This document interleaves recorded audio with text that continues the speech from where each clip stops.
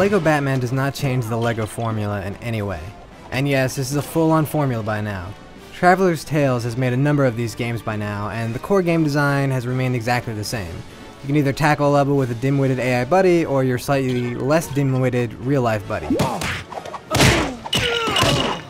There's still no online co-op. I mean, come on, get with the new millennium. Online co-op is a pretty standard thing now, and this game is not so intense that it shouldn't be an easy thing for Traveler's Tales to pull off if they wanted to. So once again, you're stuck only being able to play on one screen with a buddy if you want to play together. Now if you have a buddy, the two of you will then, surprise, smash lots of blocks, collect Lego pieces, and flip switches at the same time. Now that's not to say that this is a bad formula. There's quite a lot of things to like about the LEGO games, but we've seen this so many times before. You know, all the good stuff from a LEGO game is here, but so is all the bad stuff. None of it's been fixed, so any problems you had with previous LEGO games, pretty much going to be the same problems you're going to have with LEGO Batman.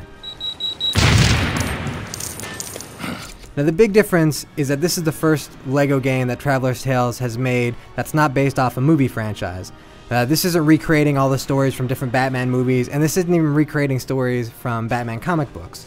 You know, in both the LEGO, Star Wars, and Indiana Jones series, these were kind of familiar stories, and you got to see a funny take on them, but LEGO Batman doesn't have that restriction. It's just simply based off the Batman universe. And unfortunately, being free of those restrictions didn't actually get Traveler's Tales to make an interesting story. This is just your typical, every villain in the world has escaped from Arkham Asylum, and Batman's got to go through a bunch of levels trying to catch them all. It's really just an excuse for Traveler's Tales to add in as many random Batman characters as they can, and they really have thrown everything in the kitchen sink into this game. The cast of characters is actually a high point of the game. You play 3 acts as Batman and Robin, and both of them are given different suits that have special abilities.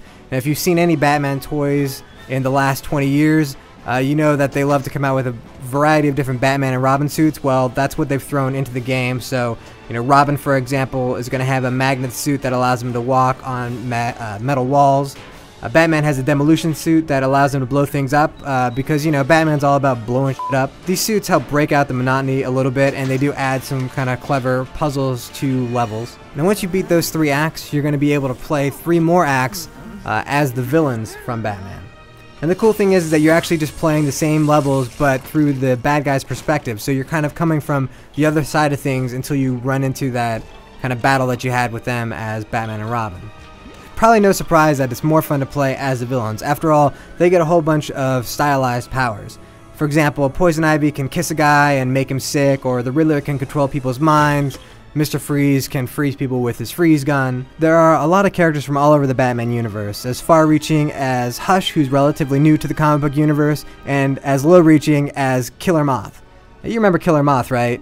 Yeah, me neither. Apparently he's a moth that likes to kill people.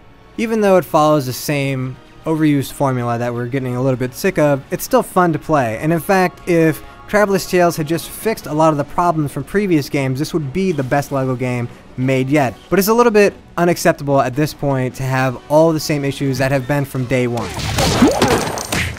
Now, if you're not tired of this series, you're still going to have a good time with it. And if you don't like the series, this really isn't going to change your mind.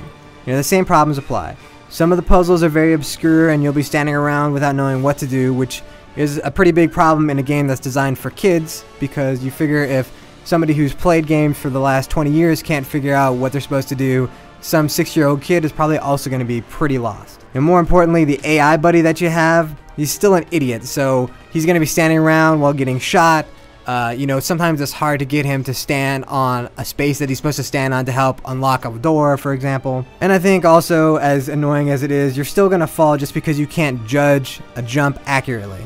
Now, as with all LEGO games, there's lots of stuff to unlock, and there's plenty of reasons to go back and play through the levels again and again, so if you can ignore the faults and really enjoy LEGO Batman, there's going to be a lot here for you to find.